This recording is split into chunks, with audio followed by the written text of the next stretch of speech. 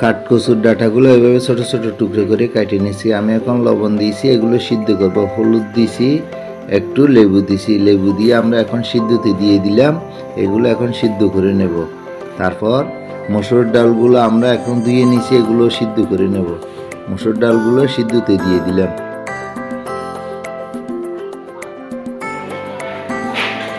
আমাদের ফুটে গেছে, এখন আমরা রান্নাতে চলে যাব।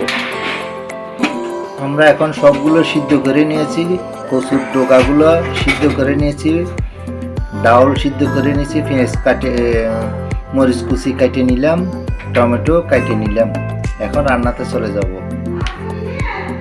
পেঁয়াজ কুচি কেটে নিয়েছি, আদা বাটা নিয়েছি, রসুন বাটা নিয়েছি। আমার সাথে থাকবেন, আমরা এখন রান্নাতে চলে যাচ্ছি। সরিষার তেল দিয়ে দিলাম, পেঁয়াজ কুচি দিয়ে দিলাম, পেঁয়াজ কুচি দিয়ে দিলাম,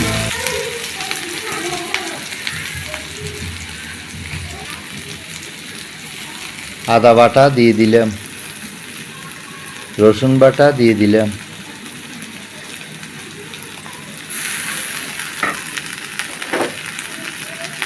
কাঁচামরিচ দিয়ে দিলাম,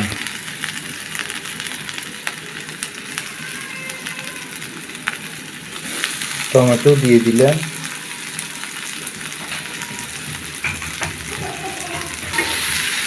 একটু বাইজে নিলাম।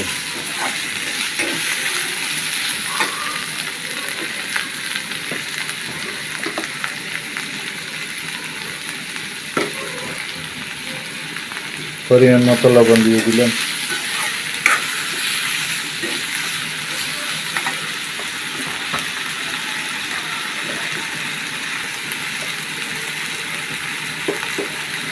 হলুদের গুঁড়ো দিয়ে দিলাম।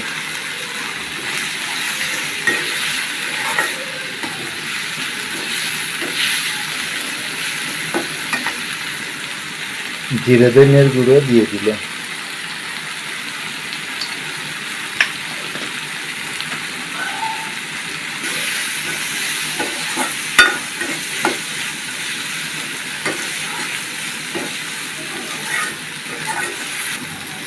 একটু গরম মশলার গুঁড়ো দিয়ে দিলাম।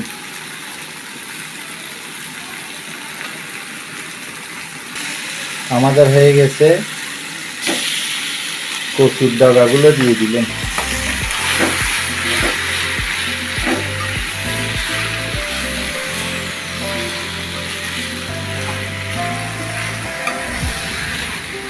ফুটানো ডালগুলো দিয়ে দিলাম। এটা হচ্ছে মসুরের ডাল, ফুটেই নিছি আমরা।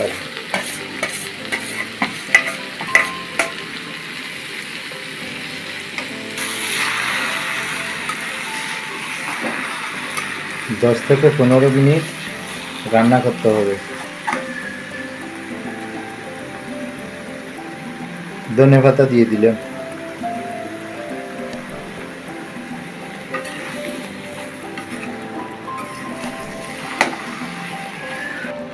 বন্ধুরা, আমাদের হয়ে গেছে। আপনারা বাসায় এইভাবে রান্না করে খেতে পারবেন।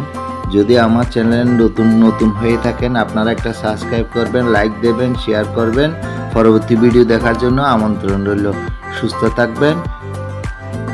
ধন্যবাদ।